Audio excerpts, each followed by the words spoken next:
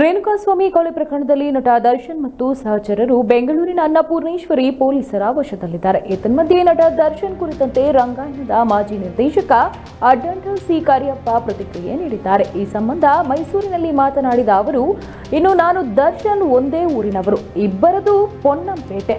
ದರ್ಶನ್ಗೆ ಮೊದಲು ಬಣ್ಣ ಹಚ್ಚಿದ್ದು ನಾನೇ ಎಂದು ಹೇಳಿದ್ದಾರೆ. ದರ್ಶನ್ ಮತ್ತು ದಿನಕರ್ ಇಬ್ಬರು ರಜಾ ಸಮಯದಲ್ಲಿ ಊರಿಗೆ ಬರ್ತಿದ್ರು. ಆಗ ನನ್ನ ನಾಟಕದಲ್ಲಿ ನಾನು ಅವನಿಗೆ ರಾಜನ ಪಾತ್ರ ಕೊಟ್ಟಿದ್ದೆ. ಹೀರೋ ಆಗು ಎಂದು ಆಶೀರ್ವಾದ ಕೂಡ ಮಾಡಿದ್ದೆ. ಮುಂದೆ ಧಾರಾವಾಹಿಗಳಲ್ಲಿ ಅವಕಾಶ ಸಿಕ್ತು. ಧಾರಾವಾಹಿಗಳಲ್ಲಿ ಕೆಟ್ಟದಾಗಿ ಪಾತ್ರ ಮಾಡ್ತಿದ್ದ. ಆಗ ಅವನಿಗೆ ಬೈದು ನಿನಾಸಂಗೆ ಹೋಗಿ ನಟನೆ ಕಲಿ ಎಂದು ಹೇಳಿದ್ದೆ. ನಾನು ಮಂಡ್ಯ ರಮೇಶ್ ಇಬ್ಬರು ಲೆಟರ್ ಕೊಟ್ಟು ನಿನಾಸಂಗೆ ಕಳಿಸಿದ್ವಿ ಎಂದು ಅಡ್ಡಂಟ ಕಾರ್ಯಪ್ಪ ಹೇಳಿದ್ದಾರೆ. ನಂತರ ಒಳ್ಳೆಯ ಹೀರೋ ಆಗಿ ಬಂದು ಗುರುವೇ ಎಂದು ನನಗೆ ವಿನಯತೆ ಪ್ರೀತಿ ತೋರಿಸಿದ್ದ ಎಂದಿರುವ ಅಡ್ಡಂಟ ಕಾರ್ಯಪ್ಪ, ಆದರೆ ಈಗ ಹೆಣ್ಣು ಹೆಂಡದ ಚಟದಿಂದ ವಿಲನ್ ಆಗಿದ್ದಾನೆ. ಸಮಾಜಕ್ಕೆ ಮಾದರಿಯಾಗಬೇಕಿದ್ದ ನಟ ಕೊಲೆಗಡುಕನಾಗಿದ್ದಾನೆ.